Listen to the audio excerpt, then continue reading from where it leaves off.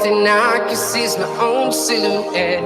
I'm getting stronger, step by step. The clock is ticking, but there's no time for regrets. I've been flying from town to town, from London to Taiwan. I've been all around the globe trying to protect your soul. We are heroes tonight. We will fly above the sky. We are heroes tonight. Yeah. We are heroes tonight. We will fly above the sky. We are heroes tonight.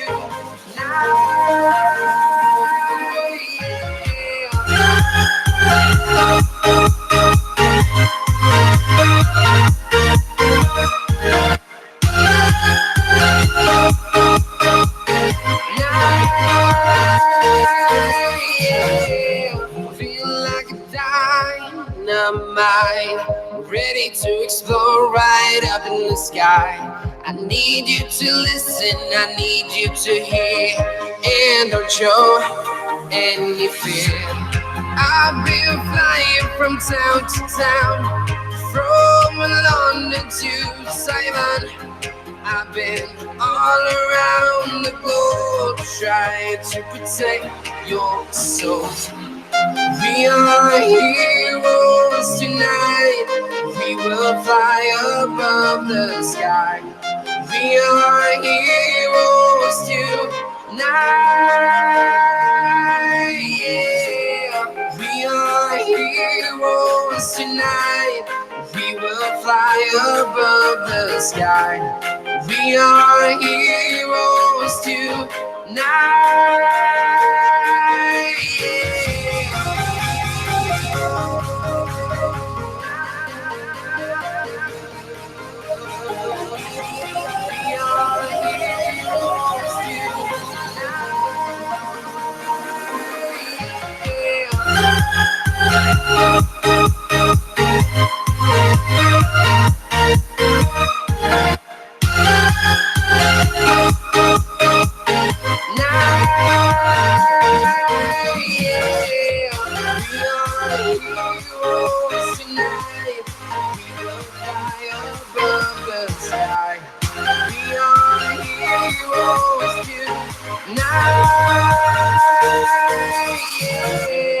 I've been flying from town to town, from London to Taiwan.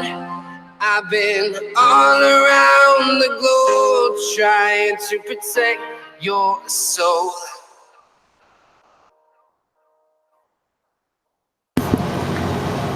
Welcome to the AfterMat, your source for WWE pay-per-view recaps. I'm your host, the People's Champ Cal, and alongside me, as always, I have my tag team partner, the glamorous Anjulie. What's going on, Anjulie? Hello. Just ready for another Monday recap. I know. We're talking about some Extreme Rules, and before we get started, I know the next pay-per-view is going to be SummerSlam. It's only 4 weeks away, which I thought was crazy. It's going to be like the beginning of August, which I think is nuts because I feel like they need more time to build up all these rivalries. Because like this is kind of like Backlash, where like after all, they have all those WrestleMania rematches, now they're going to start new feuds and stuff and storylines. But like it seems like they're not going to do that. I don't know. It seems like we're going to be rushed through a few storylines to get. I don't know how impactful SummerSlam will be if they're going to rush through storylines. You know. But I guess they got 3 or 4 shows to do so I don't know. Could be. I feel iffy. I like to have those big, long build-ups for it, especially those big. Well, like it's only one less week than normal because there's normally like the 3rd Sunday in August. Yeah, August. So it's only like one less show.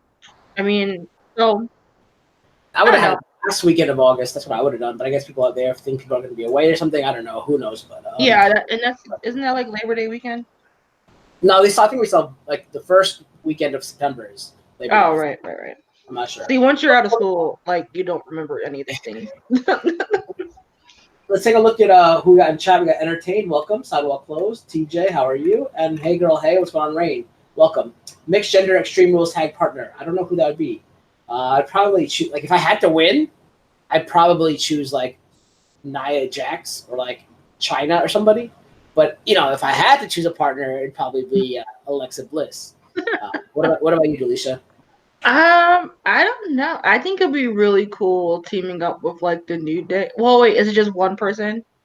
If it was just one person, I'll choose Big E and have Xavier Woods out on the back on the apron. I don't know. They just seem like they'd be really fun to just be with. And it's Big E. He's like super strong and talented. Oh yes, Delisha is my tag team partner. Yes, so yeah, Delisha would be my tag team partner. If it was us in the ring, yes, it'd be Delisha. I thought you were asking like who would ours be. But yeah, okay. So like overall thoughts without giving away like your grades and stuff. Like, did you enjoy it? I did enjoy it. There were a few matches that I didn't really care for. Well, I say a few. That may sound like more like one or two. But overall, I thought it was a pretty good showing, and especially when it's in my hometown. But I didn't get to go. But it's all right. The crowd was hyped up enough. Yeah, and I enjoyed it too. Like I said, like it's finally kind of back to what we're used to and what we're seeing, especially because you know they have competition now and such like that. And if you guys are really interested in AEW and all that stuff, I think at the end of the show, Delicia's going to tell you about an episode that we're going to have towards the end of the year, I guess, for their season finale of After Talk. But she'll tell you about that later on. But if you guys are all talking about like AEW as well as other brands, we might be mentioning that in that episode. So, but I guess we should go ahead and get started. But it seems like Sidewalk liked it better than WrestleMania 35, and Entertainment said it was better than average. Fight for the Fallen was great. That's what Sidewalk Close says. I disagree. Mm-hmm. I don't think there were any good matches in that, except for maybe the main event, and maybe the match of like the 6-man tag match. I think it was. That was pretty cool. Other than that, I didn't really think. I'm starting to think Kenny Omega is very overrated from what I see, of what I've seen lately of his. And I put him in my main event and stuff as the 2 last men of my dream card. And now I'm just like not buying it. I don't think he's anything special. Chris Jericho's kind of out of shape and stuff. Like I don't know. But welcome Sky Inc. as well. But we're not here to talk about AEW. We're here to talk about WWE pay-per-views. So we're gonna start off with the pre-show match, which was probably one of the best pre-show matches on paper we've ever seen in a super long time. And that featured the Intercontinental Champion Finn Balor defending his title against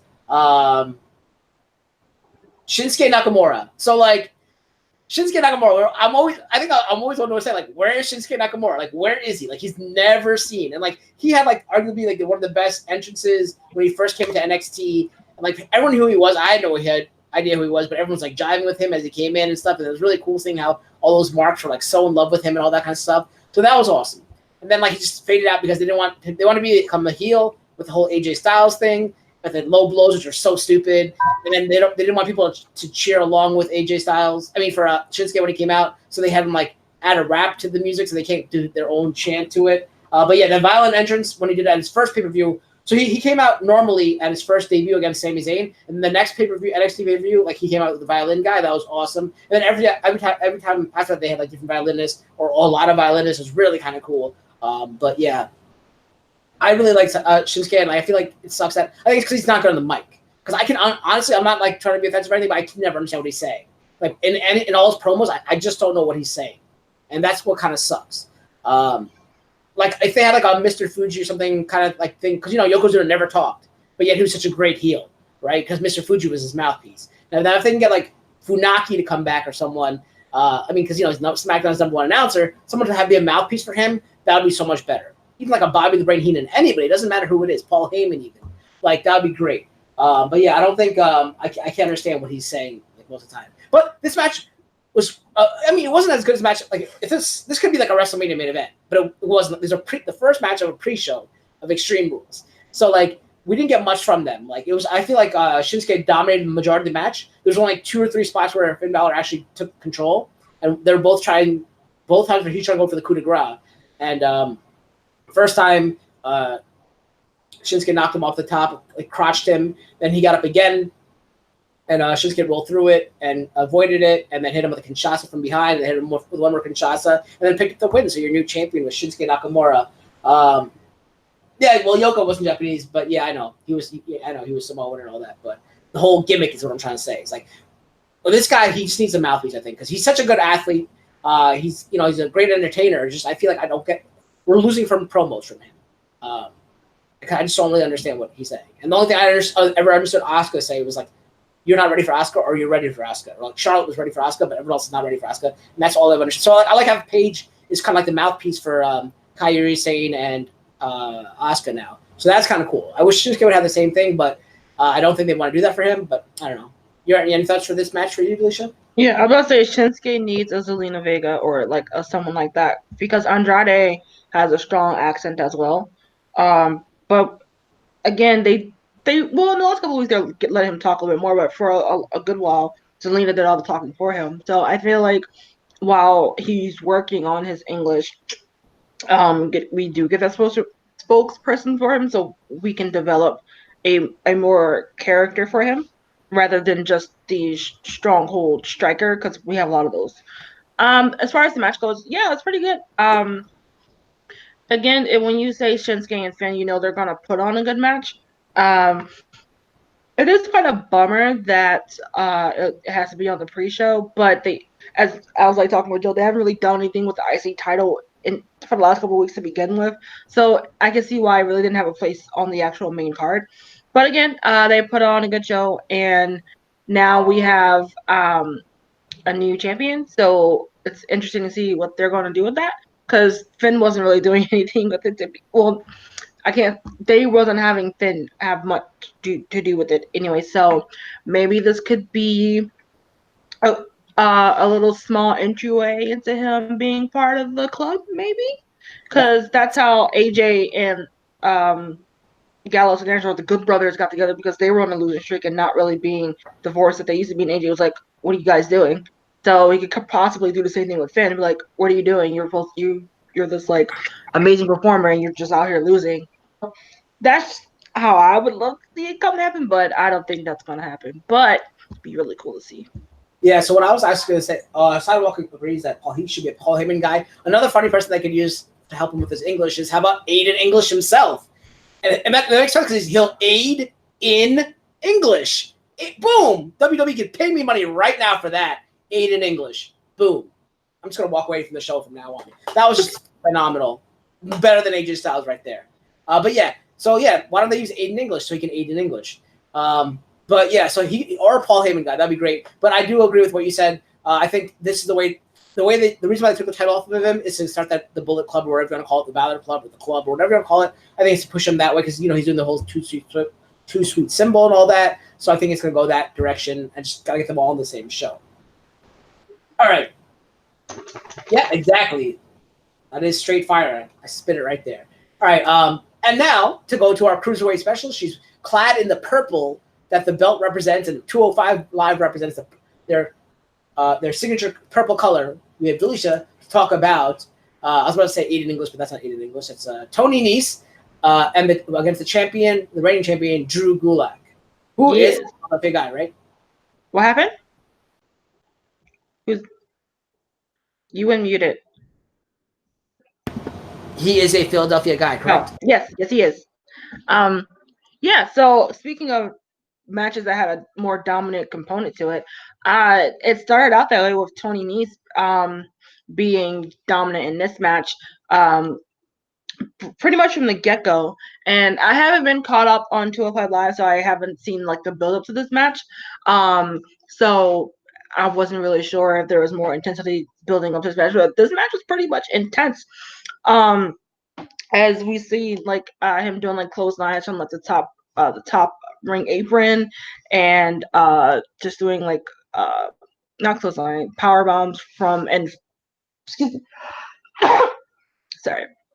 Bless you. And thank you. And trying to get Drew Gulak down for the pin, but it just wasn't quite going towards the 3 count. And then we see Gulak turn the tides because he's been more aggressive lately in his stance. I mean, he's always been the anti high flyer camping. That's what his persona has been. But now he's like amplified that to another maximum to be more aggressive in that, to where we see Nese trying to go for that high flying move, the 450 splash, but was unable to do so, to where Gulak I don't know if he reversed or just pulled him back in through for a power bomb to end the match, and he retains in his hometown, much to everyone's delight. But overall, it was a pretty good match. Pretty much, I feel like at this point, pretty much mostly all the cruiserweights matches, even when they're on the pre-show, are going to be solid to pretty good. So I usually don't worry too much about them, even though I haven't watched in a while. But especially with these two who know each other so well, just from working with each other for the last year or two, that it was pretty solid match. Yeah, I mean, I didn't really watch this match as much, but because I don't know these guys. I don't think they are even. I mean, I know them from watching the other previous matches, but I don't think either of these guys are cruiserweights, so they held no interest for me. I want to see people like Evan Bourne and Ricochet and those kind of guys, like who are actually really cruiserweights, do those high flying stuff. I feel like these are more like power cruiserweights, more like what Dean Malenko was back then, kind of thing, and all that. But or Chris Benoit. I feel like we need that variety in a cruiserweight division. Otherwise, if they're all doing the same thing. Yeah, no, I know, but I feel like having two of the guys who are doing it. I mean, I feel it should be one flyer, one, or at least put a third guy in there, kind of thing, which they already did. But I don't know. I just don't like seeing these guys. Like, I don't know. I just don't like these guys. I guess that's. Yeah, I think that's just it. You're just not a fan of these two guys. All right, so this match I wasn't too excited about, so we're going to move on to the next match, which happened to be, I don't see who's covering it. It is, this match I wasn't either excited about either. So it's going to feature the No Holds Barred match, which has Shane McMahon and Drew McIntyre against Undertaker and Roman Reigns. Now, before you get started, I just want to say, and I think I tweeted this out, why do they call it a No Holds Barred match? Why don't they just call it a no DQ, no count out match? Why no holds barred? If they're going to call it no holds barred, do moves that are barred, such as a pile driver, like a spike pile driver, or any other move that is barred in WWE. They should do that, because otherwise no holds barred has no significance other than it just being a no disqualification, no count out match. So if anybody in the chat has any idea about that as well, let me know. But they should do barred moves, because that would make sense. Okay, sorry. No, I totally agree. I don't know why it's just not called a no DQ. I don't know. I mean, it's to make it feel like it's something different when it's really not.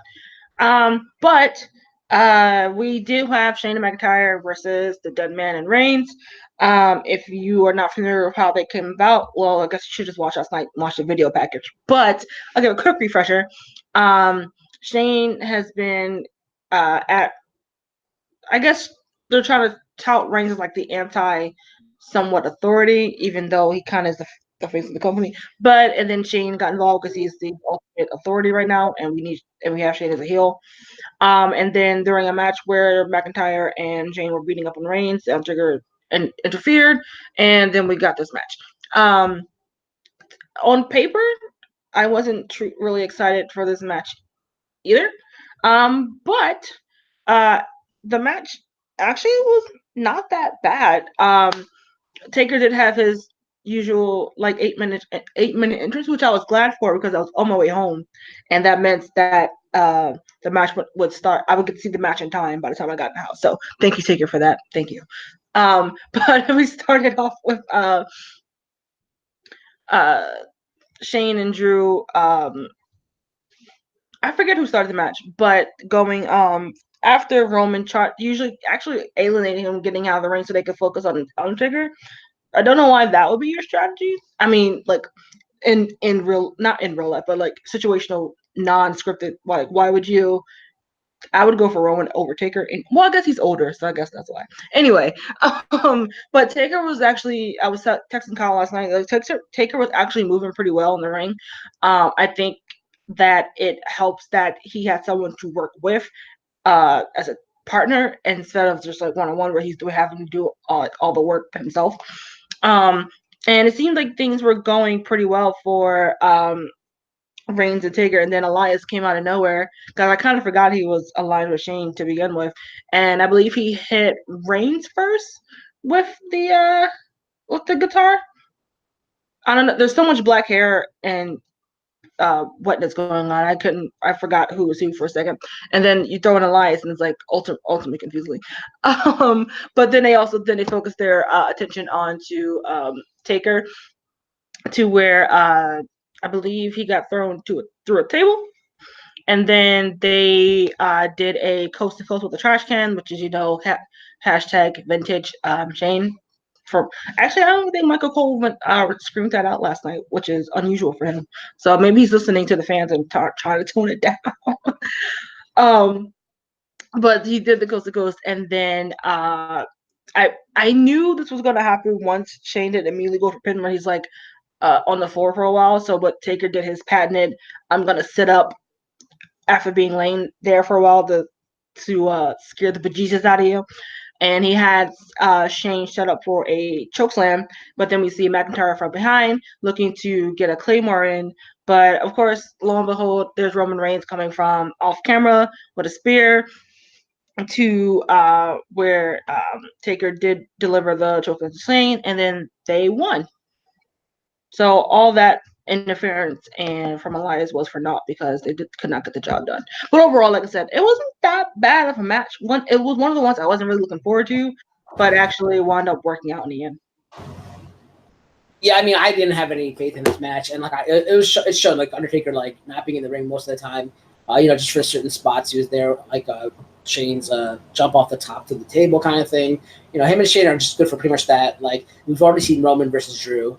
That's what it mostly seemed like, Roman and Shane doing quick tags. Drew and Shane doing quick tags to just team up with Roman. Undertaker getting a spot here and there. But yeah, you can see that Undertaker still doesn't have it. Like he just needs to retire because at the end, like I grant you that he was better than he was at Super Showdown or whatever.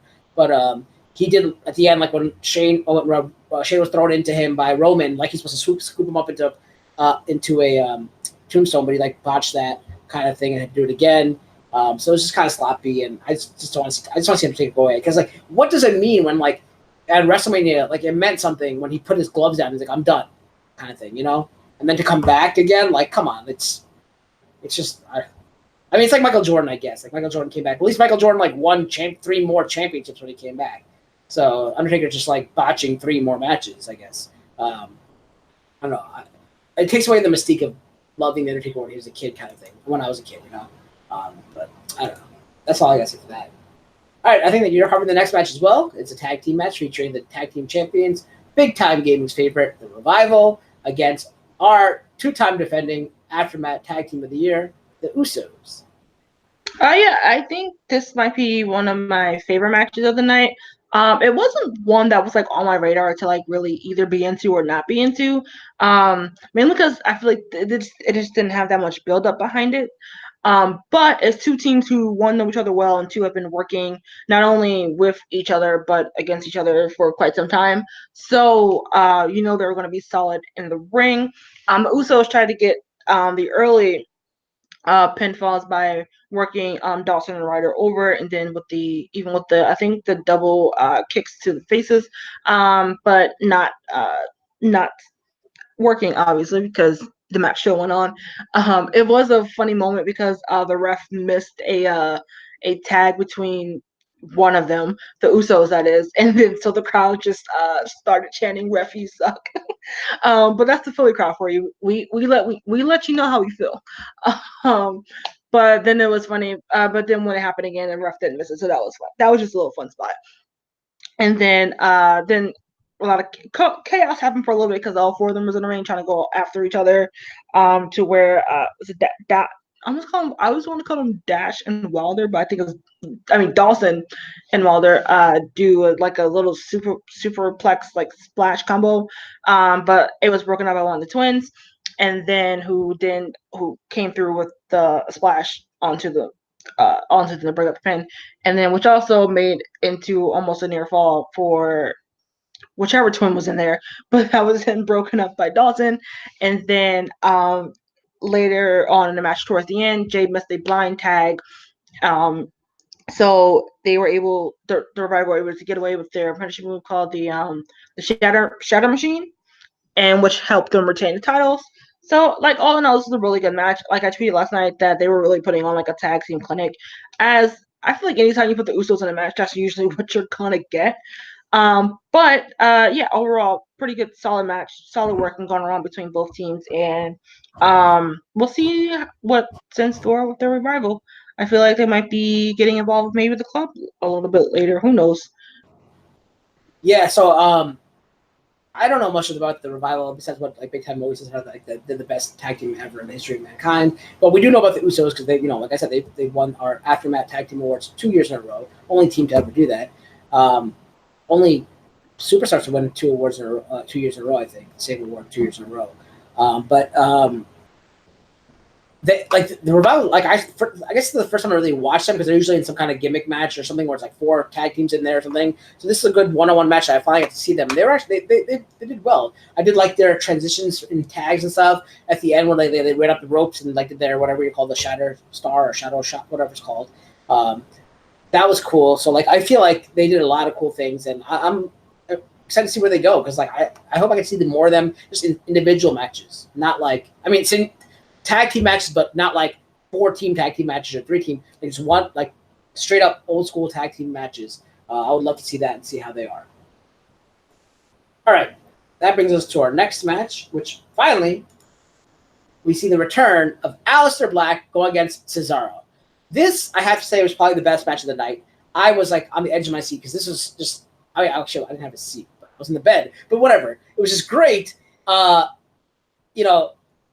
Right away, seeing Aleister Black come back was pretty cool. But right away, what kind of set the tone is how Sheamus, not Sheamus, I'm saying Sheamus, I miss Sheamus. I missed the bar. Cesaro mocked Aleister Black with his little sitting thing. So I was hoping Aleister Black would come back and do the fist pumping that Cesaro used to do, but he didn't do that because Aleister Black's like cool, calm, and vampire, whatever he is. But yeah, this is a really good match. Such stiff shots, forearms, uppercuts, knees, elbows, all these stiff shots were like left and right, counter after counter after counter to stiff shots. It was such a well-wrestled match because these are just 2 great wrestlers. It finally ended with a great, I think, what's it called? Black Mask, which is a spin kick, spinning roundhouse kick, I guess. And like they showed a slow motion replay, and that like connected so well. Like it was such a beautifully well wrestled match. Such great like stiff shots that we haven't seen since probably Daniel Bryan and Miz. I think from SummerSlam or Survivor Series, whenever that was, and that was like legit hatred amongst the 2. But this was just pure great wrestling, great counters, and great contact striking. And Aleister Black won it after the Black Mask and knocking out Cesaro. Like I think it was probably the best match of the night, in my opinion. So we'll probably get to that later on. But I did really, really enjoy this because I do miss the bar, and I know Sheamus is having like neck surgery, and he's pretty much had the same thing that Edge had that he had to retire from, and Stone Cold as well. So I think it might be the end of Sheamus' career, but I'd love to see him one last time. But yeah, this is it. I mean, Cesaro is on his own, and I think he should. It sucks that he lost because I feel like he deserves a title shot eventually because he's put a lot, much like Kofi. He hasn't been there as long as Kofi, but I feel like he's put in so much. He's done everything they've told him to do. He's been such a good like company guy that I feel like he should be rewarded eventually. And I don't think he's ever gotten a major title shot, as in like WWE or Universal title shot. I know tag teams he's won and probably mid-card ones, but never the top of the tier. And I want to see him get that before certain other people that just seem to always get it or just get boosted up. Your thoughts, Alicia? Oh yeah, this was a fantastic match, and I knew they were going to have a good show, and I wasn't disappointed. I will say on last Tuesday when they did reveal that it was Cesaro who was going to be facing Aleister, just the whole build-up of that part was just like, oh, okay. I thought because the way that made it build, it was going to be like somebody like fantastic, maybe return, like maybe possibly Bray Wyatt. But then again, ideally that wouldn't make sense because you're trying to build these 2 up, so you didn't want one of them to lose right away. But I think the right person won because again, you have to rebuild Aleister Black as a singles competitor character-wise. I feel like a lot of people love what he does in the ring, but I feel like when he got called up, he didn't really get to show a character. So I feel like these past couple of weeks with the vignettes, and even though a lot of us probably couldn't really know what he was talking about, but he's pretty cool, and he's still like he has a badass like look of him, and I said it on Twitter, he has one of the best entrances on the current roster today. Like every time his music hits, I just want to like headbang and all that. But they put on a fantastic match, and the athleticism between these two are among some of the top tier of everyone in the company. So it's pretty cool to see them get to work together. And now see what they do with Aleister Black, and hopefully they don't butcher it. Yeah, I mean, this is a great match. I hope it continues on, and they both get a good push. The next match featured a 2-on-1 handicap match for the Women's SmackDown Championship, which was held by Bayley going against Alexa Bliss and Nikki Cross as a tag team. Now, this match, everyone's saying, okay, this is where Alexa turns on Nikki, kind of thing, and it didn't happen really. Like she kind of at the end, like she kind of failed her, but Alexa still hugged her at the end, saying like, "Oh, it's okay, you know, we're still like friends," kind of thing. Like looked out for her because you know obviously Nikki is going to take the loss there. But it seemed like the whole match, I feel like Nikki and Alexa were dominating. I don't even remember how Bayley won it, but like it was like they were thrown to the outside. Nikki came back in and they got. I don't think she even got a Bayley to Bayley. I don't know how she got down to the ground, but Bayley did the elbow drop off the top rope, and there's a 1-2-3 pin. But Alexa and Nikki had it the entire match. I just forgot what happened that turned it around.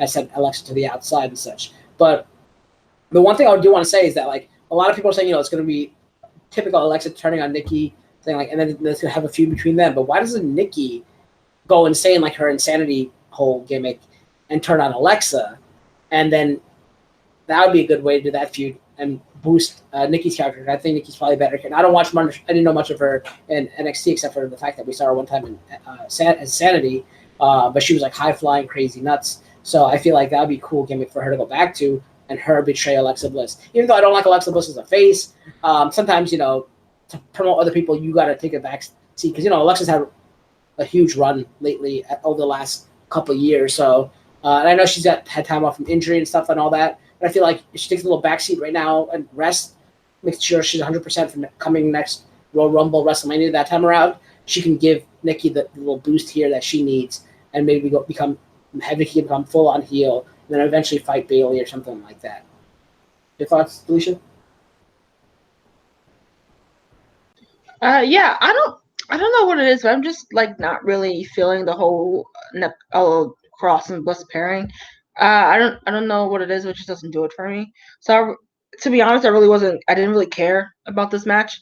I was shocked that Bayley won, although I do think she still needs that title in order to help keep her not relevant. That's the wrong word to use, but I don't know, keep not fresh either. I don't know, keep her in our minds, I guess.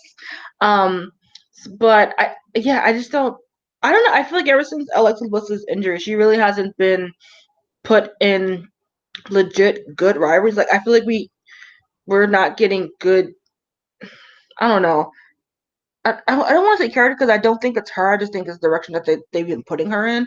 And I really hate all that moment of bliss stuff. I really think that needs to go away. And then Nikki Cross, she worked better as like not to take this from Sage. I mean from Paige, but the like a kind of like anti diva where she isn't like the stereotypical women's wrestler. I don't know. I don't know. I don't think that she needed to be paired with Alexa Bliss to get over. I feel like she could have did that on her own because I feel like when we were watching just her and Bayley go at it, I was a little bit more invested. But I don't know. This match, I mean, it was fine. It just didn't do it for me. Yeah, I mean, like I feel like this whole feud is kind of doesn't need to happen. The only thing I could see is like them like really beating on Bayley eventually when Nikki loses it and Sasha comes back to save her or something, and then eventually Sasha and Bayley will fight or something like that. But I really would rather see my way go where Nikki just turns on Alexa and goes completely psychotic kind of thing, and or we have like a double turn, like have it eventually. You know, they're double teaming her again. They do one more 2-on-1 handicap match. They're destroying her. The bells will rang, and then Sasha returns to SummerSlam to save her, kind of thing. Then we have a tag team match coming up, the next pay-per-view after SummerSlam, which I forgot what it was, but Clash of Champions maybe. And then that time we have the double turn where we have like Nikki turn on Alexa and Sasha turn on Bayley, and that kind of thing. All in one match, and all in one tag team match. That would be kind of cool to see. No, Ultimate Warrior's dead. And welcome Arrington as well. I know I said hi to you earlier, but I just want to make sure I say it on camera for you. All right, so next match featured a snooze fest, literally, because I fell asleep during this match. That's why Delicia's covering it. A last man standing match featuring Braun Strowman and Bobby Lashley. Yeah, this was the match I really had no interest in. I think, actually, to be honest, most of this match I didn't watch. I was just listening to as I was folding laundry in the other room. I mean, it had nothing to do with these two gentlemen in particular. It's just that the story that they were kind of building around them just didn't do it for me. But it was a last man standing match. Between Strowman and Lashley for nothing, literally for nothing, because there's been no point to this. But it was, I guess, a way for Braun to get retribution back onto Lashley for putting him through the I guess not Titantron, but the entrance screenway or whatever, which they did sell right away because Lashley speared him not too far after the bell rang, and he was kind of selling that hurtness a little bit. Although he didn't sell, it didn't look like he was hurt that much on the return since he was like out for 2 weeks or whatever. But it was, as any last man standing match goes, they don't stay in the ring for long. They fight along the outer ring to where I think it might have been another spear onto the announce table. And then he like pushed the announce table on top of Braun. But of course, Braun being Braun didn't stay down for the 10 count. And so where this will go on to the stands, and then they'll eventually make the way over to the international announce tables, which I think Braun might have threw Lashley into. Was that? I think that was right. Yeah, Braun. Or was it the other way around? Okay. And nearly killed the Chinese announcers. Maybe they should just stick to the Mexican. This was the highlight replay that came up after I woke up. Yeah, maybe they should stick to the Mexican announcement because they're used to it, so they know when to get out the way. And then after that, they continued on to the concourse, which it was funny that they chose the concourse that was under construction, so there wasn't much going on around her for like one shirt stand. And then they would make their way out to the upper. I wouldn't call it deck, but upper stands where you could clearly see what they were setting up as that where would normally be like an entrance below where people walk up to. That was like blocked off with like I don't sheetrock, but something that they could fall onto and not get hurt. So we had I believe it was Braun throwing both him and Lashley onto that safe space, as I would call them, and to where Braun would be the victor, getting up before the 10 count would come up, and Lashley being the loser, I guess. I don't know where we go from here with these two. I don't want to see them in the program right away, I guess, because I don't know, there's not much character development going on with these two because their big shtick is that they're big guys who can get the job done. I don't know. So I don't understand I didn't understand why they were put into a program with each other. I guess just for something to do at Extreme Rules. But so hopefully go on to different programs in lieu for something else. Yeah, so I fell asleep during this match. I fell asleep during when they got to the upstairs concourse, the one red shirt like being on the wall, and they did a suplex against that, and then I fell asleep, and then I woke up when it's like I heard "oh" or whatever, and that was like when they slammed to the top of the final thing of the match. I think it would have been funny however, if instead of Braun like coming like busting out of the wall and going raw, he went like "oh yeah," like the Kool-Aid Man, because that would have been funnier. And also, it would have been even better if the Miz crawled out of there, because I think the last time I saw the Miz was at WrestleMania when he got suplexed onto the thing and Shane pinned him. So if he crawled out of there, that would have been even better. But what they could do with these two guys is when they went through that, they should have had like a cut to a camera of them just like falling through the stratosphere of Earth and landing in hell, and having Kane be there. Like they could have done a cool video graphics thing like that, because that would have been hilarious. Because like you know how like back in the day when like Brock Lesnar suplexed Big Show that broke the ring, and then they did it again with like Mark Henry and Big Show, I think, later on. They should have done that with these two guys. Like when Braun slammed through it, she went through like the stratospheres thing and into like hell, and had like Kane waiting there, and that would have been a good way to end it. The one thing is, if they ever do this kind of match at like WrestleMania, it's an outdoor arena, I want to see someone throw Braun down, and then take in a whole arena and put it on top of him in a last minute standing match. And then because if you ever go to any venues, like they always have like the football arena, and then they have like the basketball arena right next to it, kind of thing. They should throw Braun underneath one of the arenas and have like Braun like lift up the whole arena and just throw it off and be like, "Raw," because that'd be hilarious too.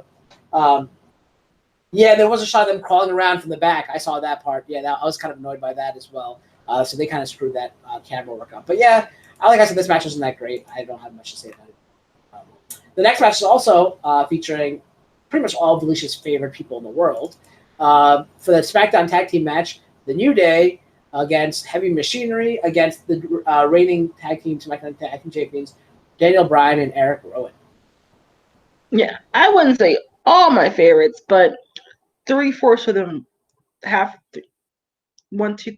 I'm not good at math. Anyway, so we have one of the probably, especially in this current time, probably considered one of the greatest tag teams, or part of the greatest tag teams on the roster.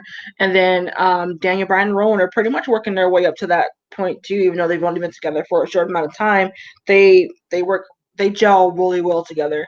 I don't know if it was from their short stint from the Wyatt family that helped propel that, but they're great. And then we have the new kids on the block, so to speak, Otis, and I always forget the other guy's name. Tucker, that's what it is. Tucker. Yeah, who are quickly becoming crowd favorites. A lot in due part to Otis's like charisma and shenanigans when they're either on the mic or just in segments. And then Tucker is kind of like the ultimate like straight laced guy, but he can also throw down on the mic if need to be as well. I've seen that in the last 2 weeks when he's had to speak. But when you put all these three into a ring, it's gonna be chaos. Well, I wouldn't say chaos. It's probably not the best term to use, but it started out pretty great with some great high impact matches especially for like almost like Otis and Tucker and Big E, who are like, and Roman too, who are big men who can move. We've seen a couple of good spots of Tucker going to the top rope and and jumping onto Big E and Rowan. And then, well, Tucker kind of did it too, but he didn't go off the top rope. He made a attempt like he was going to do a suicide dive, but stopped and just got out the ropes and just jumped on everybody else. I thought that was a little fun spot. It kind of stays into his like wacky character. And then we had Daniel Bryan with the hard grounding strikes on the ground, and then Xavier with some of the high flying moves. So we had a good mix of like almost all the WWE styles going on in one match, which I always think is pretty fun.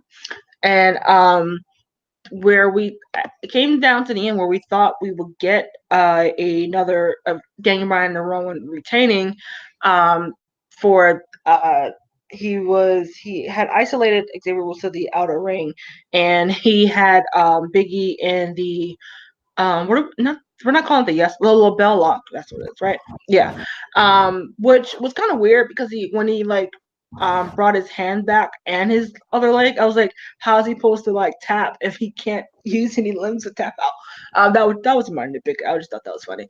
And then it happened before. They've done that before in WWE. They take it from UFC. Actually, they could use their feet to tap out because they have 1 foot free still there, or they can totally tap and say, "I tap, and it's verbal." Okay. No, I just thought that was funny. The way that he was just like bent back like that.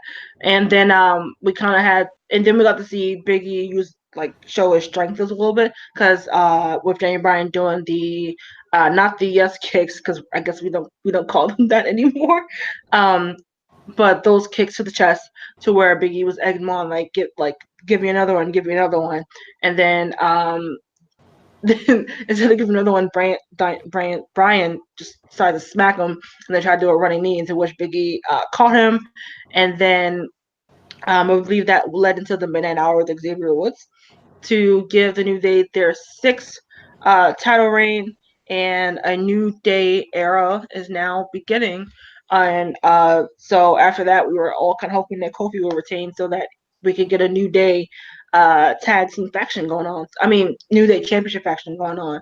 So that was pretty cool to build up later in the night when Kofi would come up to bat, so to speak. much to Cal's chagrin. But overall, it was a really good match. The tag team matches on the card, pre-show and main. Well, there's no on the pre-show, on the main card. They all showed up to play. So that made me a tag team supporter very happy. Yeah, so like we're always talking about the roller coaster of the tag team division. Somebody's like, what are they doing with it? Now they're like, oh, it's good. Now what are they doing with it? It's good. So yeah, this week this pay-per-view was really good for tag team wrestling. I would agree with you. Unfortunately, the tag teams involved in this match aren't very good. There's only, I guess I like half the people in there because I like the Heavy Machinery and I like Eric Rowan. The rest of the people I don't really care much for. But I feel like I would rather have seen the Bludgeon Brothers, because I guess this is what the Bludgeon Brothers should have been. And, you know, Daniel Bryan's not a Bludgeon Brother, but if Luke Harper had stayed and he got back healthy, that's what we would have seen. These guys dominating instead of Daniel Bryan being there now. But I love like Otis's antics. That was great. Like you talk about his suicide dive at the top, but he didn't do it, kind of thing. But yeah, it was a fun match, and I'd like to see Heavy Machinery get some more time. But I'd rather have seen the Bludgeon Brothers, honestly. And obviously Daniel Bryan. Nothing. I mean, like, you know, I don't like Daniel Bryan, but like I remember saying like the Bludgeon Brothers back in the, like, you know, when they were first around and they got hurt. So I can't see them come back because I love seeing them. I love their gimmick. I love their power. I love that. I think Rowan and Harper are great athletes as big men that you were saying earlier. So I really, you know, I have no love lost for that guy, but I'd rather have seen the Bludgeon Brothers. I think that'd be really cool. Yeah, and Entertainment saying the same thing as. He loved their intro and all that, and the Bludgeon Brothers are awesome. I do agree. They were great. But yeah, I agree. The tag team division is looking solid.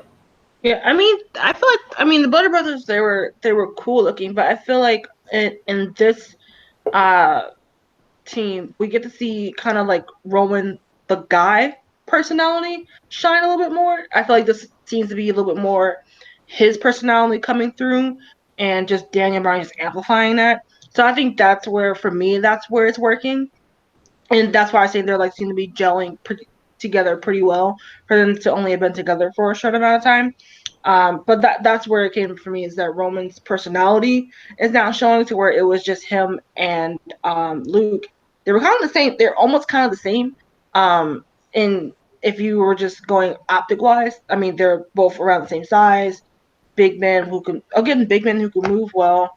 But they were kind of like the same. So whereas Daniel Bryan and Roman, optic-wise, are pretty different, but also personality-wise, different. But yet they still gel together. Yeah, I do agree. They are doing very well together. They're complementing each other very well. But I honestly would rather have seen. I like those big, like I love AOP. Like, where's AOP at, kind of thing. And like those big dudes that were Insanity. Killian, I know, went back down, but there's that other big guy who's pretty big. He was cool to see too. But like, I like those big guy tag teams because I missed that era. But yeah, let's move on to the next match, which featured the U.S. champion Ricochet defending against AJ Styles, who was accompanied by Gallows and Anderson. Ricochet didn't get much offense in that I saw, like, while watching it. The very few times he was starting to get offense in, the club was kind of getting involved, kind of thing. They didn't really get involved to the point where they actually like hit anybody at a certain point. It was more like they were just like causing distraction, kind of thing. There's actually a point where Gallows kind of hit Ricochet from the behind on the outside, but he didn't. He just like said like, "Hey, get back in," kind of thing. So that was kind of cool to see that AJ doing his own thing. It wasn't until the end when there was the real interference, but AJ did get his foot underneath the ropes, and Anderson's like, "Hey, look, his foot." He, like I don't think I saw Anderson move his foot there. I think he was just making the referee aware, look, hey, his foot's underneath the rope. So it was kind of like that heel thing, but not like we're cheating in your favor. We're just going to be a pain in your side to Ricochet. Finally, I think Ricochet was going to the top to do his finisher. However, then Gallows distracted him, and I think even knocked him off the top, kind of thing, got him straddled off the top turnbuckle, to which AJ climbed up there and did a Styles Clash off the middle rope and got the 1, 2, 3, and now he is the new United States champion. So this was kind of like, we've seen them put on great matches the last few weeks, so it wasn't like anything new here. There wasn't anything spectacular either that I would like to see. I mean, I would like to see more spectacular stuff from them, but there wasn't anything seen here, in my opinion. But it was very educated heel wrestling, in my opinion, and heel tactics. It wasn't like straight up, I'm going to knock you out while the referee's not looking kind of thing. Which, even though that did happen at the end, sort of, it was more very psychological heel tactics as opposed to physicality. So that was a fun match, and I'm glad to see AJ as the United States champion. I'd love to see him as Universal champion, but someone a little bit better is the Universal champion right now. Your thoughts, Talisha? Oh yeah, a pretty good match. Just because we've had them interact 2 times before on Raw, I kind of knew what I was getting into with this match at Extreme Rules. And so it, again, didn't disappoint. Plus, it's 2 guys who know what they're doing. So again, I wasn't worried that this match would be like a dud. I mean, I do agree that I do like that the club were getting involved, but like in smart ways, not like overtly heelish ways. It was just them helping out their guy, you know. It is a little sad that Ricochet's reign was so short. I think he only had it for since the last pay-per-view.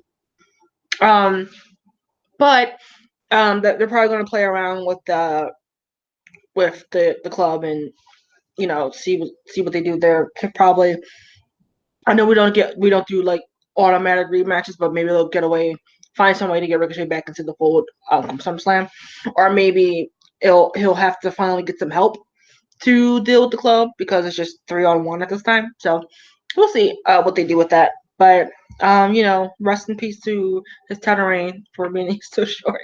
That's the only knock on the match, that his reign was so short. But the match was great.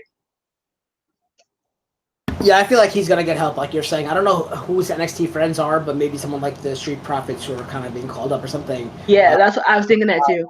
So I don't know who his friends with NXT are, but I could see someone like the Street Profits. I don't think they can take Aleister Black away from his thing right now. So now we gotta kind of pick up the pace because the next match was super long. So I'm just gonna talk about the highlights from this match. Kevin Owens came out, got slapped, I think, gave a stunner. Kevin Owens won the match. That was it. This match lasted 3 seconds. Two of the best, probably, mic / wrestlers in WWE. Okay, so they're both phenomenal on the mic. I shouldn't use the phenomenal. They're both great on the mic, and they're both great athletes in the ring, and especially for Kevin Owens' size as well. He didn't lose weight, but still, he's great. What happened? Just 2 moves. That's all we had was 2 moves. If you count a pin, we had 3 moves. Slap, stunner. I don't like the stunner being his move. I like the pop-up powerbomb better. Or not. Yeah, I think that's what it's called.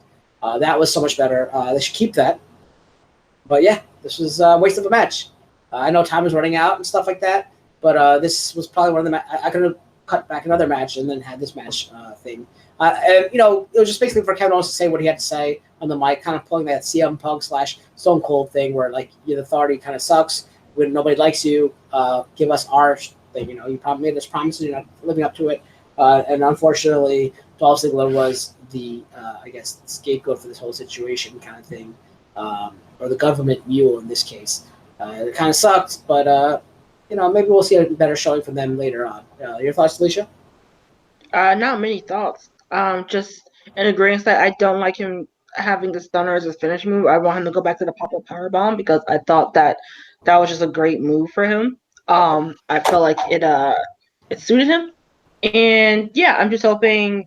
I'm glad that he's getting more mic time because he is one of the greats on the mic for the card roster, and he is filling in kind of like that CM Punk Stone Cold anti-authority role that the fans always love so much. I feel like we need one. There should be one of those every generation or so, and he has the charisma, the in-ring performance, and the mic skills to be that person. And he's a fan favorite, and so I don't understand why they don't utilize him as much as they can, while we still have his time in the ring. So hopefully they do. They seem like they're gonna be pushing that narrative for the next couple of weeks. So hopefully we do get to see some good come out of that. I feel like unfortunately it's gonna come to us seeing Kevin Owens versus Shane McMahon at SummerSlam, and that's gonna suck so badly. I don't want to see Shane McMahon anymore. Yeah, or I'm hoping it'll be him and McIntyre with just Shane on the outskirts. I'll deal with that, but yeah. I feel like we're still gonna have a lot more shade for the time coming. The next match is the co-main event, which features the WWE champion Kofi Kingston defending his title against Samoa Joe. Alicia? Yeah. Yeah, I was actually really looking forward to this match because I'm a big fan of Samoa Joe, and of course, everyone knows I'm a really big fan of Kofi Kingston. But we did see Joe take dominance over his match for most of it. In kind of in the most Joe fashion without insulting anyone's wives and children. Um, to where he was just brutalizing Kofi over and over again, to where he even um he put his Kofi's hand on the ring steps and like stomped on it. And which I mean I don't know like how I mean I guess there's no way to sell it but to scream in agony. So that was pretty like not tough to watch, pretty like making Samoa Joe, even though we already know it, but just proving how much of a badass he is. And then Kofi tried to use a comeback later on in the match, but again Joe again getting dominance, putting in the coquina clutch, which then he did that and transitioned that to some sort of like slam onto the mat for a 2 count. But as even while he was continuing his onslaught of pain, not the Hall of Pain, but an onslaught of pain onto Kofi, Kofi would duck out of the way and deliver the choke in paradise and go for the 1-2-3. And now all of the New Day are holding gold, although according to a Instagram post from Xavier Woods. It's only Big E who's the tag team champion. It was just funny they somehow forgot to put Xavier Woods' picture on the thing, so it just says Big E tag team champion. But that was funny. But now we get to see them celebrate some more on Tuesday. So that's gonna be fun. That's what I'm looking forward to. The celebration. Yeah.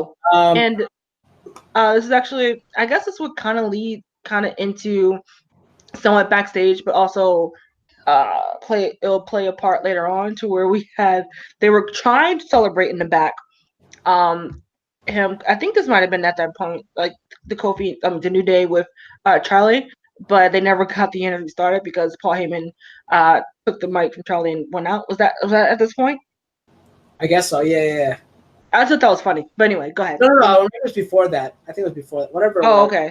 Oh, after they won the tag titles. Yeah. Okay, never mind. Forget I said all that. You guys watch it, you know. Yeah. So I don't know. I mean, like, I still don't. I understand why people love Samoa Joe, and I used to love Samoa Joe too, the other company, but I feel like he still hasn't really earned it in this company, kind of thing. I just feel like he's like fell off, and maybe it's because he's gotten older and all that. But he is great, still great on the mic, and he's still great in the ring too. But I just don't feel like he has the same energy that he used to have, kind of thing. And maybe because he's a little bit more out of shape than he was back in the other company or whatever it was. And I've been saying this forever for Samoa Joe. I did love Samoa Joe, and I still want to see him do well. I just feel like he should earn it. I feel like I said, go away like Bray Wyatt. I've been saying this forever. Go away like Bray Wyatt, and then come back, healthier. And like you see how much more in shape Bray Wyatt got. Kevin Owens as well got more in shape, kind of thing. I feel like that's something that will really benefit him because he's a superb athlete. We've seen him do crazy stuff in the other companies. So I just want to see the same Samoa Joe that I loved back then. Kofi obviously is going to be Kofi. He's going to do great stuff. This was definitely a great match for these two guys. Seeing him go in the corner into the Unagi again into, I think it was the Senton Splash. That was a good spot. There's several good spots in this match, especially I think the end kind of thing, the Trouble Paradise thing was a little bit or is it SOS, whichever it is, the one that he spin kicks him. That was kind of a little botched kind of thing, but other than that, it was a decent match. And I don't know where they're gonna go with Kofi now. Like I don't know who we could fight. Maybe he could fight Brock, and Brock can take that belt as well because that'd be fun to see. As long as it's not Shane, like people are saying, it might be Shane. Oh gosh, please don't. Just to get the most heat possible. That's what they're thinking. But like maybe you see the Miz or somebody else. I don't know. I don't know who is worthy. Actually, him and McIntyre could have a good program going together. I feel like those two could work pretty well. Right. I mean, in the absence of Shane, but I just meant in general, those two could work. Somehow Shane's getting involved in this, that you know it. Yeah. So I guess we're gonna see this whole celebration. Whoever ruins the celebration for them this coming Tuesday, I guess it is gonna be who they're gonna fight at SummerSlam. I'm assuming. I just hope it's not just another recap match because I want to see a fresh new card for SummerSlam. That's what I'm hoping. I will say what I do like is that Kofi stopped with the whole "I'm so thankful to be champions" thing. It was fine the night after you won, and maybe the week after that. But I'm finally glad that he's really come into his own as a champion, and he's more like getting. You could, I feel like from week to week you could see him like gaining more confidence. So I really do like that part. So sorry. Go ahead. So that all right. Thank you, Entertain. I'll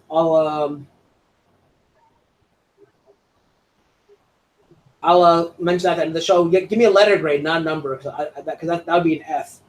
And I think you said you enjoyed the show, so give me a letter grade. But the score you gave me is an F, at least in my eyes. Yes, this brought us to what we thought was the main event of the evening, which was a Extreme Rules match. Winners take all. So meaning your current Universal Champion, Seth Rollins, your current Raw Women's Champion, Becky Lynch, were defending against Baron Corbin and Lacey Evans in a mixed tag match. Had either Becky or Seth Rollins lost the match, they both had to forfeit both their titles over to the other team. So which caused a little tension, with Lacey Evans kind of riled them up during promos and stuff, saying like, you might screw each other over. Same thing with Baron Corbin doing it. Match started out with was it the guys in the ring or the ladies? The ladies, I think, started it out, possibly. I don't know. Until Lacey Evans tagged in Baron Corbin, which got Seth Rollins into the ring. Because I think the man went face-to-face with Baron Corbin, but Seth Rollins then came in and defended her kind of thing. And, it was like pretty much a back-and-forth match. We saw kendo sticks. We saw tables. We saw a lot of chair shots. A lot of chair shots. Like, I think Baron Corbin had pretty much the advantage until he went to try to slam Seth onto a chair. Seth reversed it and then started using the chair on him. And we didn't really see Lacey and or Baron take advantage until later on. Like, I guess when there was, I think it was like a miscommunication by Seth and Becky, which caused Baron and them to take the advantage. And we saw like a lot of kendo stick hits. Like, they were going crazy with hard, stiff kendo stick hits on Baron was doing it on Seth, and Lacey was doing it on Becky. It was just really rough shots. And then I think I got a few chair shots in it as well, thrown to the outside, back inside, a lot of brawling in back and forth. That's when Baron then had the advantage. Until then, it was finally a reversal, which caused Becky. I think Baron had a chair in his hand to go hit Seth, but then Becky jumped off the top and drop kicked, basically a Van Daminator to Baron, which knocked him out for a little bit. And then Lacey was thrown to the outside, and I think Seth was knocked out for a second, and Becky went to go outside after Lacey, but Baron Corbin grabbed her and then did the end of days to her, which she took very well, and that incensed Seth Rollins, who picked up a chair and just kept hitting Baron Corbin over and over and over and over and over and over. Then he did 3 curb stomps. And why doesn't Lacey Evans get involved? If you see Seth getting on top of him for a pin, just go and break up the pin. If you really want to win this, go break up the pin, kind of thing. Like, that's what messed it up for me, in my opinion. And not that I want to see Baron and Lacey win, but like, strategically, you don't get he's not going to hit you. Well, maybe he'll hit you because Baron hit Becky. He might, but I don't see Seth's supposed to be like the honorable guy. I don't think he's going to do that. So like, you come in and break the pin, and Becky's on the outside. So what else can you do? Like, she's not going to hit you. Then you can hit him and with a low blow or something. Just be smart about the writing. But then you got the 1, 2, 3 with a curb stomp, and he was about to celebrate, and they said, and still, before they can say Universal Champion, Brock Lesnar's music hit. He comes out, throws a few German suplexes, then cashes in. Then Paul Heyman gives the briefcase over. Then he hits an F5, 1, 2, 3, your new Universal Champion, Brock Lesnar, and then Becky wakes up to like shock about that. Like, they still lost one of their titles for the couple. So yeah, I mean, like, it was I thought it was a good match. I love seeing the kendo shots because like that actually made it look like kendo shots hurt. I've seen Sandman do it in the past where he makes himself bleed, which is kind of crazy. But like, usually the kendo kind of gives away. This was like actually good stiff shots that I saw. I enjoyed that. The chair shots were pretty good as well. Oh, the best spot of the night of this match was the double table break, where they both went to the same turnbuckle. Seth got all the way onto the actual post part, or whatever you call it, the actual turnbuckle part. It's actually the turnbuckle.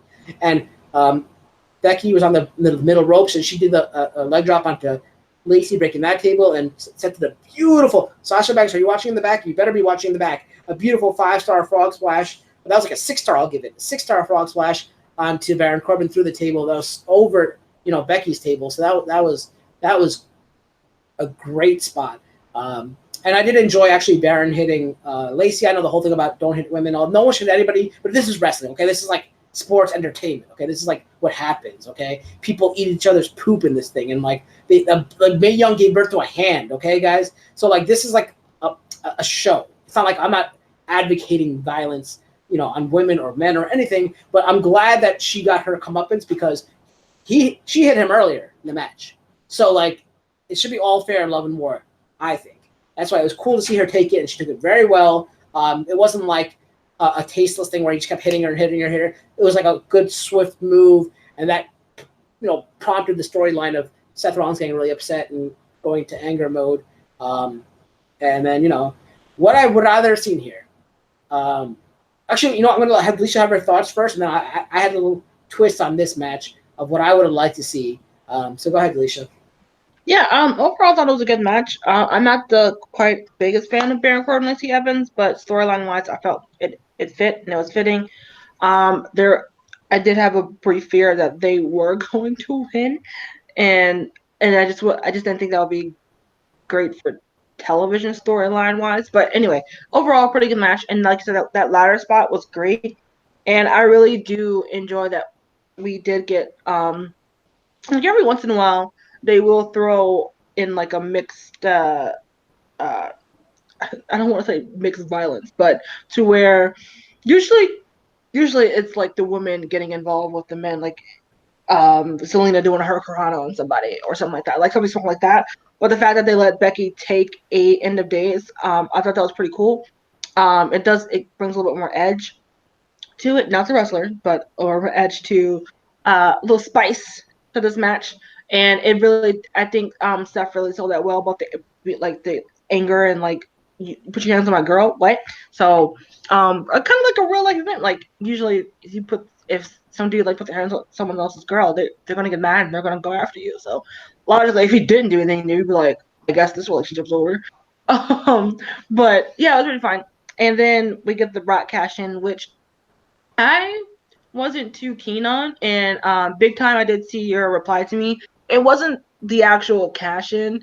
It was just that someone else had pitched a really cool idea. I guess I can say it because it's clearly not going to happen, to where Brock would hold on to it until the SmackDown debut on Fox, where he would cash it in on Kofi. Like, I thought that would have been a cool match.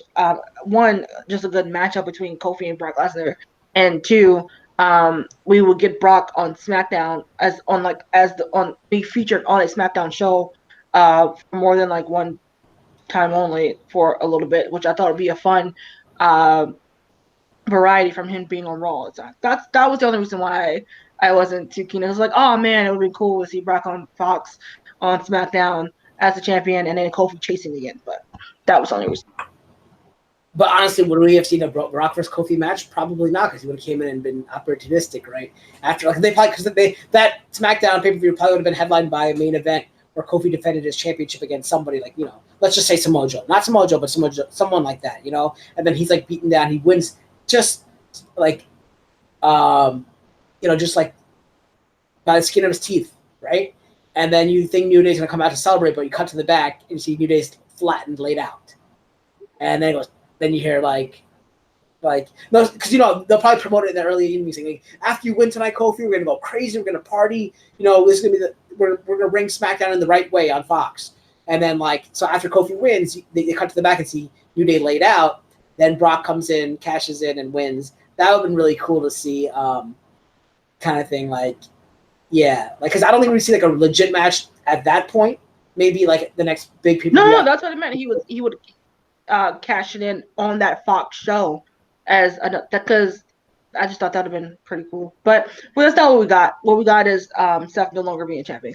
So I guess we need to I'm saying he would cash in there, but not. It would be like an opportunistic cash in where like Kofi's already dead, kind of like how Seth was dead. Oh yeah. It wouldn't be a Kofi versus Brock, like an honorable an Oh no, honor. I meant eventually down the line, maybe at next year's Yeah, WrestleMania, then down the line. Kofi versus Brock would have been cool. Yeah. But my idea was, why didn't Brock cash in during the match? Now, if he wins the match, he gets both the men's and the women's championship, right? Because winners take all, right?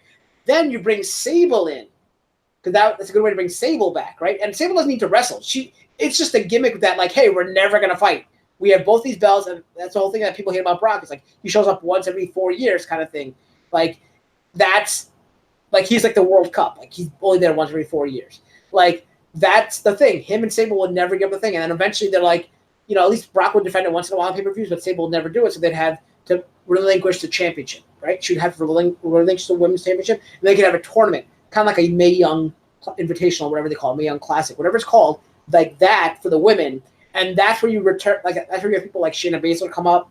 You have people like Becky still going back. Maybe Sasha will be in it. You could have Nia Jax come back for that. We have Ronda Rousey come back for that. All those big names could be facing for that, the Raw Women's Championship that has given up by Sable kind of thing. I think that would have been a cool twist on it to see that happen. But obviously that's not going to happen. But I thought that would have been a cool twist had he cashed in during the match and won both titles. But yeah, that's pretty much it for Extreme Rules. It was a very enjoyable pay-per-view. Before we get to our signature moves, or finishing moves, we're going to go take a look at Entertain, saying that he gave it a 5.5 out of 10, so I'm guessing that's an F, but he said he enjoyed it, so I'm not going to say it's an F for him. I'll say he probably gave it a B or C, but being a teacher, a 5.5 out of 10 is a 55, and that's usually a failure. Anything under 65 is a failure. So he said the low spot of the evening was Braun's crash pad part and all that.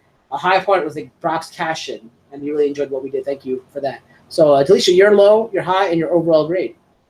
I think my low is probably going to be the Braun versus Lashley match, mainly because I felt there was kind of like no point to it personally.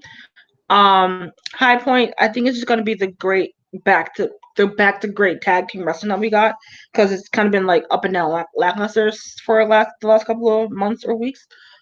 Then my overall grade, I think I'm going to give it a B minus.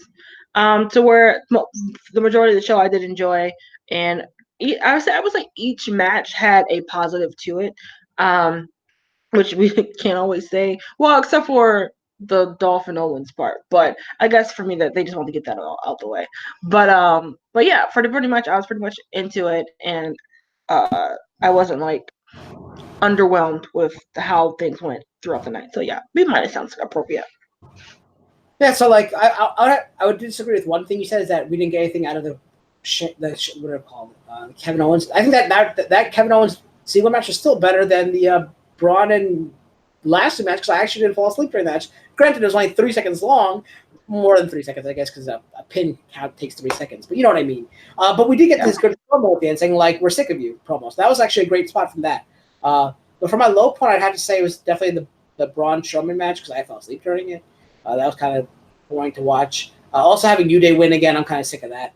Why is New Day still a thing? I don't want that to be a thing, but I know they sell merchandise. Just like John Cena. Why is John Cena a thing? Like, why do fans love him so much? The kids love him. That's why he was still a thing, and he sold merchandise. Same thing I say for New Day. But my low point, either New Day winning or the Braun match. High point was definitely Cesaro versus Aleister Black. That was probably the best wrestling we've seen in a while. That was the caliber of wrestling we should have seen from Shinsuke and Finn in their opening match, but they held back. And also the same kind of caliber wrestling we should have seen from AJ and Ricochet. But that the AJ and Ricochet was more of a match for a storyline purposes, to show like the heel tactics, but not like the overt, like you said, not the overt heel tactics, but the strategically used heel tactics. So that was more of that. For me, I agree with you. I give it a B minus as well. I just hope this is the end of all those WrestleMania storylines that have like bled over till now. I want to see fresh stuff coming into SummerSlam, because SummerSlam is one of the big four, and it's not going to be in Brooklyn anymore. It's at Toronto, and that's coming at you on August 11th. So we'll be back August 12th with some AfterMat. Unfortunately, though, this is the last AfterMat that's going to be through Google Hangouts. Now, because Google Hangouts is leaving August 1st, so we will, our show is going to be August 12th. So we're going to, I think if Google Hangouts doesn't leave I don't know if Google Hangouts is breaking its partnership with YouTube or what it is, but if Google Hangouts is still around, I could probably finagle a way to work that we can still use Google Hangouts, but what we don't press start on you. Like, I don't know. It's just I can find a way around it, kind of like to jerry rig it to work. But if it's not, Delisha and I are going to be working over the next few weekends when we're both free to find an alternative, because we know we need it for AfterMat, we need it for After Talk, and all that, and we don't want to like stop doing this because we enjoy it. And I love the feedback you guys give us on Twitter as well as on here, and all the stuff about wanting to hear what we have to say and all that kind of stuff is. But this is going to be the last YouTube/Google Hangouts after Matt until we figure out what to do. But it's going to be on YouTube. It might be also on Twitch as well if we do it through like my streaming service and all that kind of stuff. We'll see. I'm not sure how it's going to work out, but maybe we'll do it through our streaming service, like OBS or something like that. But we'll stay tuned for that. But we are going to come back. As long as we have a way to do it, we're going to come back with that. But where can we find you, Delisha, and what do you have in store for After Talk? I know it's in the future, but I teased it a little earlier if you want to give them an idea what you're planning. Yeah, you can find me on Twitter and Instagram at DeliciaRenee. And we are in talks with Nikki and co-host and with Cal of doing a kind of like a year in review or WWE in review as how we as fans are perceiving the product has been mainly in the last maybe 5 years, but overall have the last couple of years, and how maybe like our fandom reviews have like changed over the years, because being a part of the wrestling fandom is a lot of times it's an up and down roller coaster. So we wanted to take some time to even think about the wrestling fandom in the positive ways and sometimes in the negative way, because it's not the best. And also WWE in comparison maybe some of the other brands out there that are really starting to take popularity, such as AEW and Ring of Honor and New Japan and things like that. So we'll spend a little bit of time. I'll talk about those a little bit and then like a compare and contrast of what some pros and cons of WWE and how we think it can be an overall better product, because that's ultimately what we want as wrestling fans, is to have like the best product out there. So we just got a little discussion about that, and as our kind of like end of the season or end of the year After Talk show. So stay tuned to the Twitter for the dates on that, and maybe we'll throw up some like Twitter polls in advance to see what the fans are thinking as well. Yeah, and maybe have you guys call in and such. So we're thinking of how you guys, because I know you guys are very opinionated and stuff like that. If we can get a way to get you guys to call in and stuff like that, have you guys involved as well. That'd be great to see as a season finale of that show till we come back next year with episode 1 of season 2 of After Talk. But yeah, like I said, this is going to be the last AfterMat on Google Hangouts, I guess, with YouTube involved. But we're going to try to do our best to find some alternatives so that we don't lose you guys. We don't leave you guys either. If anything, if we can't do it live, we'll have to record it. We'll always record it over Manycam and stuff and then post it up later. But we love having the interaction with you guys and seeing how you guys talk about each match with us and what you guys liked about it. So we don't want to lose that ability. But for me, you can find me over here on the Kingslayer Network, streaming video games Monday, Wednesdays, and Fridays, unless obviously I have AfterMat on Monday. I won't be streaming, but otherwise I'll be 4 p.m. Eastern to 6 p.m. Eastern on Monday, Wednesdays, Fridays. And then Thursdays we'll be doing 9 p.m. on Halo_Smith stream. I'll be streaming, co-streaming with her, playing some Marvel Ultimate Alliance 3 when it comes out. So we might start this Friday because it gets released this Friday. We'll be doing a Friday evening stream with that. I think I'll be doing 3 streams on Friday, which is kind of crazy for me. We'll have a morning stream doing Dragon Ball Xenoverse, afternoon stream doing Knights of the Old Republic, and then an evening stream doing Marvel Ultimate Alliance. But then after that, it's just going to be Marvel Ultimate Alliance on Thursdays. So we won't have evening streams on Friday anymore. This is just for the release. But yeah, so you can find me over here on YouTube as well as on Twitch, Kingslayer Network, or on Twitter at KingslayerNet. Like I said, we'll be back over here on August 12th, hopefully, if we have a way to do it. I'm going to do my best to find a way for us to do this and continue it, because we do love bringing you guys this stuff and hearing from you guys as well. For our SummerSlam on August 11th, so we'll be here August 12th. And I think that's pretty much covered everything. Until then, guys, make sure to keep slamming the haters and be the champions of your dream. We'll see you next time, guys. Thank you. Bye.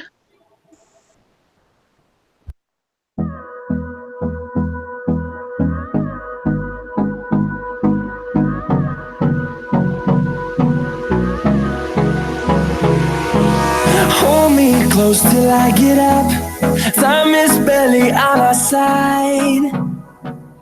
I don't wanna waste what's left.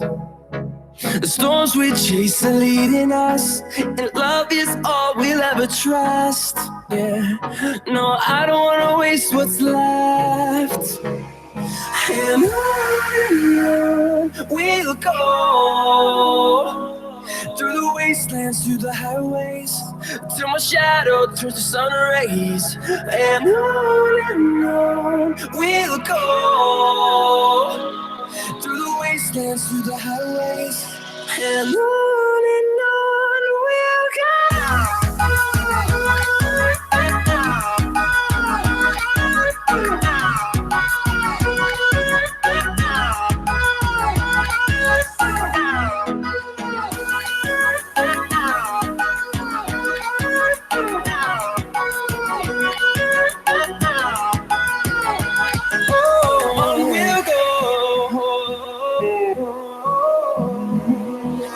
Finding life along the way, melodies we haven't played. No, I don't want no rest.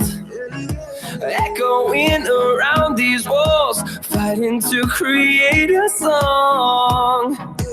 I don't wanna miss a beat. And on we'll go, through the wastelands, through the highways, till my shadow turns to sun rays. And on we'll go, through the wastelands, through the highways, and on we'll go.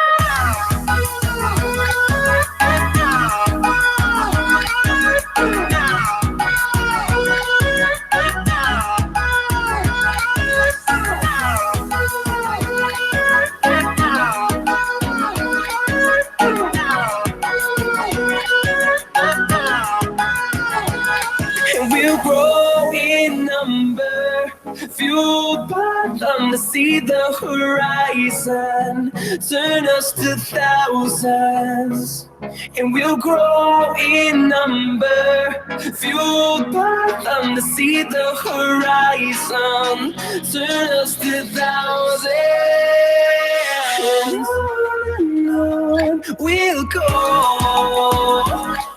through the wastelands, through the highways, till my shadow turns to sun rays. And on we'll go, through the wastelands, through the highways.